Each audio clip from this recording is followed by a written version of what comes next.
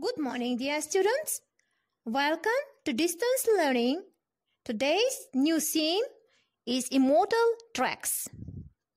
These are people who have contributed to the development of science, art, culture, and politics.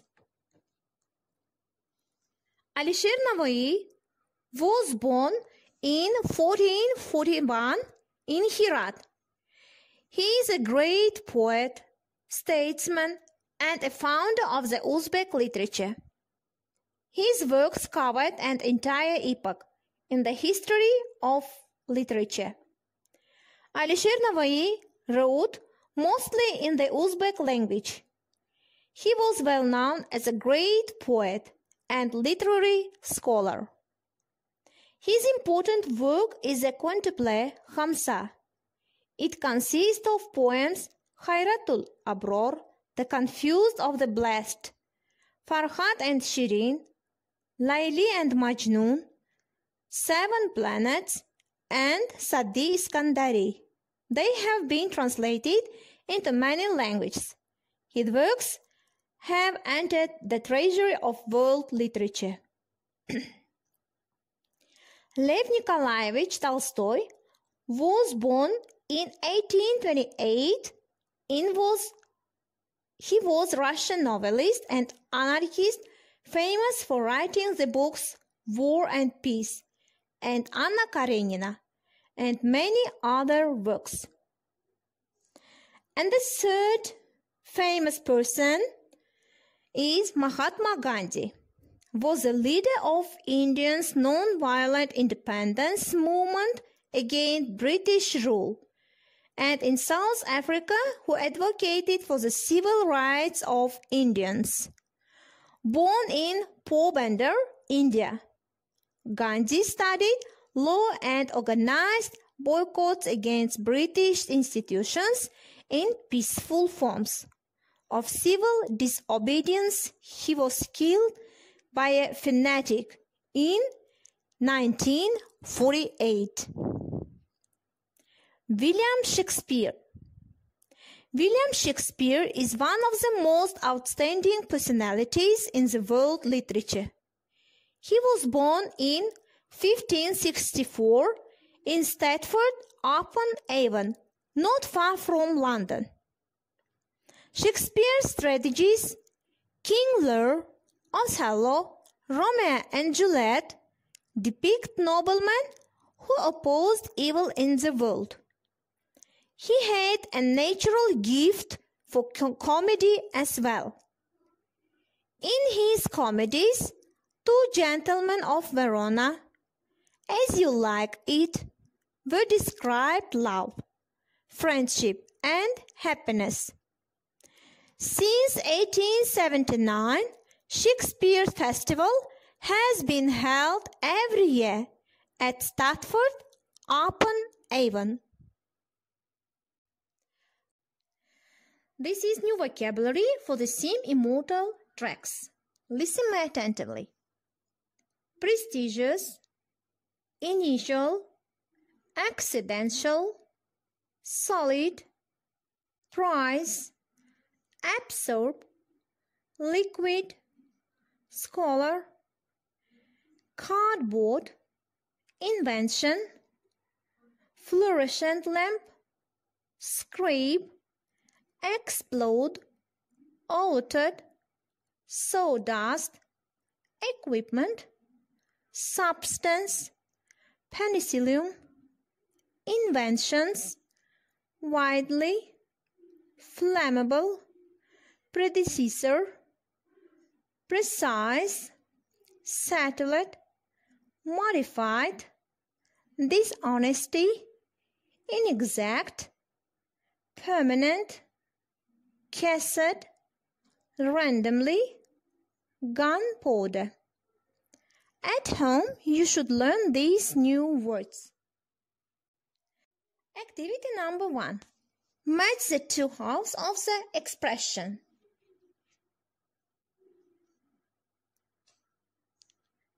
Let's check the answers together. The correct answers. Prestigious, prize, initial, shock, accidental, invention, solid, block, cassette, race, people's lifestyle. The next activity is listening task. Listen to the tape and fill in the table.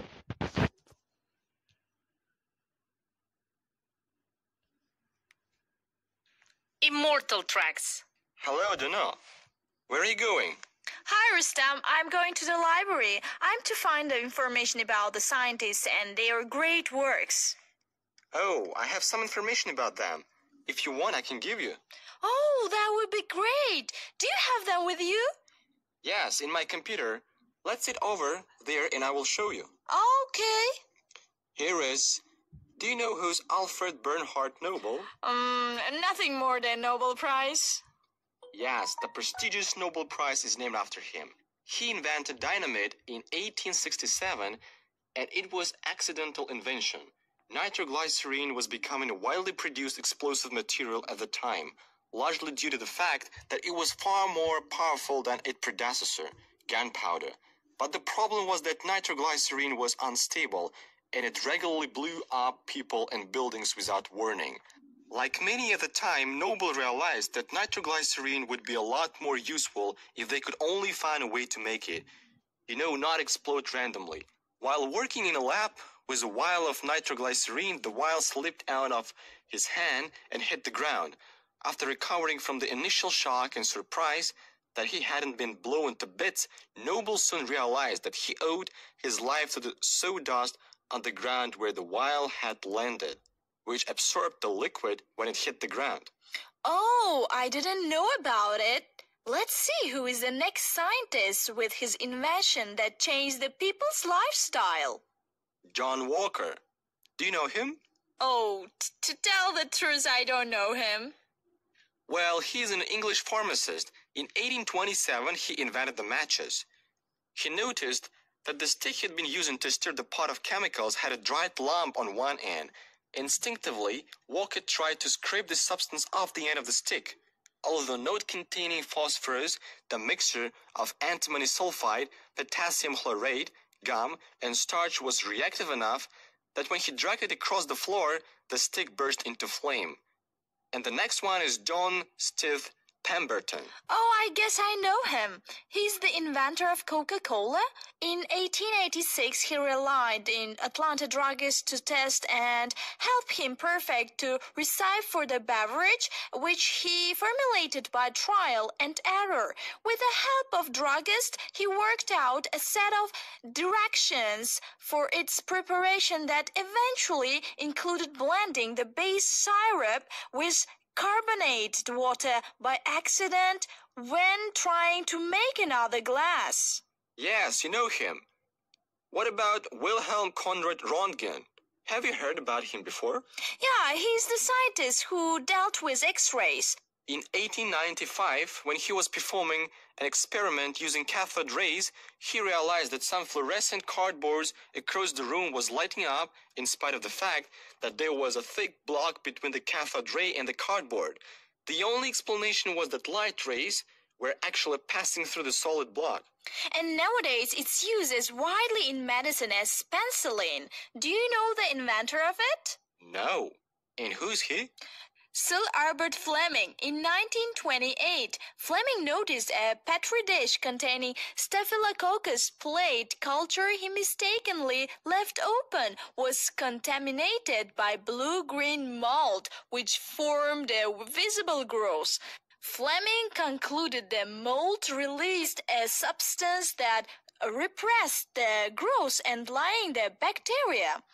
He grew a poor culture and discovered it was a penicillin mold. Our daily lives are governed by inventions. From what we wear to the food we eat and our methods of travel, it's all been invented or significantly altered by invention. Yes, and sometimes an invention comes along that doesn't just change the way we do things, but change the world. Thank you, Rustam, for your help. Not at all. Now I have... Have you done, students? Now let's check the correct answers. The first, Alfred Bernard Nobel. He invented dynamite in 1867. The next inventor is John Walker. He invented matches in 1827. And the third inventor is John Smith Pemberton. In 1886, he invented Coca-Cola. Wilhelm Conrad Röntgen. In 1895, he invented X-rays. And the next, Albert Fleming. He invented penicillin in 1928. The next activity is put the sentences into the correct order. Have you finished? Now let's check the correct answers. First, C. Second, B. Third, E. The fourth, A. Fifth, D. And the sixth, F. Your homework exercises number 10, 11, 12 on page 54, 55. Focus on the highlighted words in the passage and match them with the antonyms 1 to 6. Goodbye, students. Have a nice day. See you soon. Thank you for your attention.